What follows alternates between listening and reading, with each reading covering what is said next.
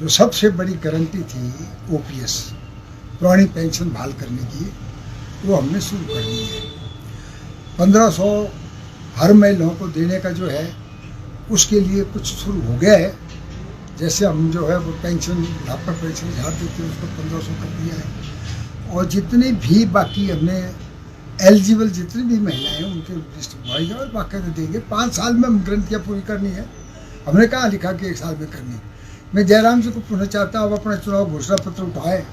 आपने चुनाव घोषणा पत्र का 5 साल में अपना कौन सा वायदा पूरा किया?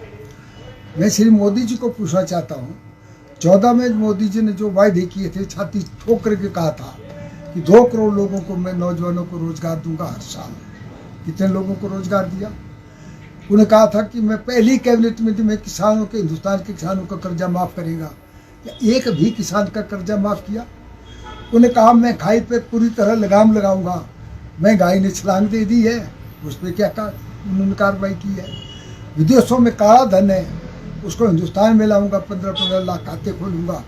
क्या एक नया पैसा भी काला धन लाया? दुगना हो गया मोदी के टाइम में।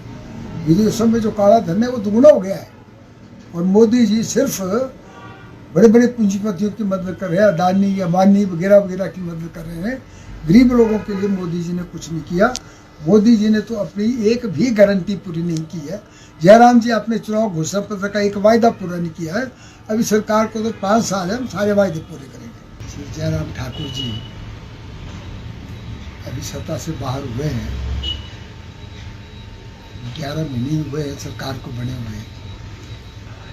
और जयराम जी की फ्रस्ट्रेशन है कि कुछ न कुछ कहना है और सरकार के खिलाफ कहना है।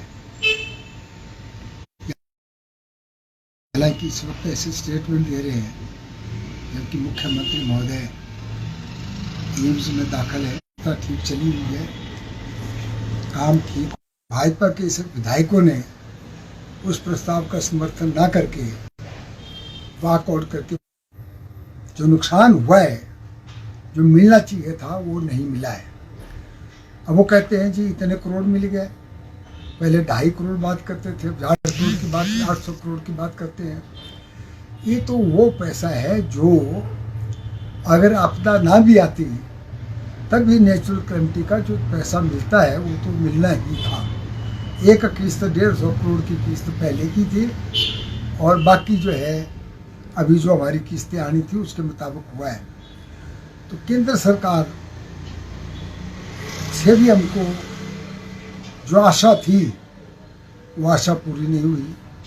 राष्ट्रीय आपदा घोषणा नहीं किया, स्पेशल पैकेज हिमाचल प्रदेश को नहीं दिया।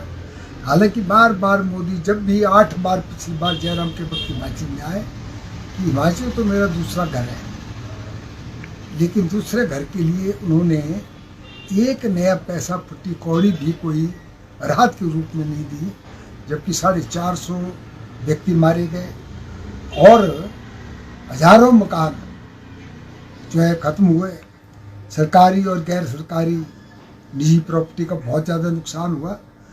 और ये तो धन्यवाद करना चाहते हैं हम हिमाचल सरकार का, सुक्खू सरकार का, कि उन्होंने 4500 करोड़ का इंतजाम करके जो है लोगों को जिनके मकान गए थे, चाहे छोटा था चाहे बड़ा था, 7 लाख देने की घोषणा की है। जबकि रेवेन्यू मैन्युअल के मुताबिक 1,30,000 देते थे। इसी पशु का और जो गौशालाएँ थी उनका भी उन्होंने वहाँ उठाया।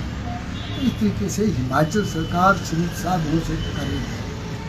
जयराम जी कहते हैं, जयराम जी अर्थव्यवस्था आर्थिक हिमाचल की खराब करने में जयराम का योगदान रहा है। हिमाचल सरकार ने आज तक 2017 तक कुल जो है 45,000 करोड़ का कर्जा था और जयराम जी ने अपने 5 साल में वो 75,000 करोड़ का कर्जा पहुंचा दिया।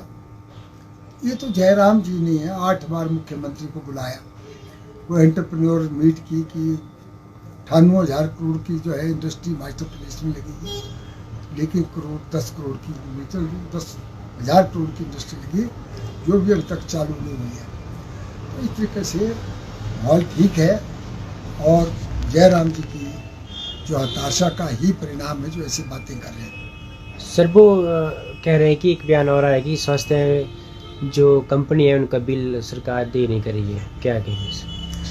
ऐसा है, जैसे मैंने कहा, जयराम जी ने हिमाचल की आर्थिक दशा बहुत खराब की है। हिमाचल को जो है आर्थिक तौर पे दिवाली के कार पे खड़ा कर दिया इन्होंने। सरकार अब किफायत करके जो फजूल खर्ची होती थी उसको ख़त्म करके उसमें बचाव की बात कर रही है।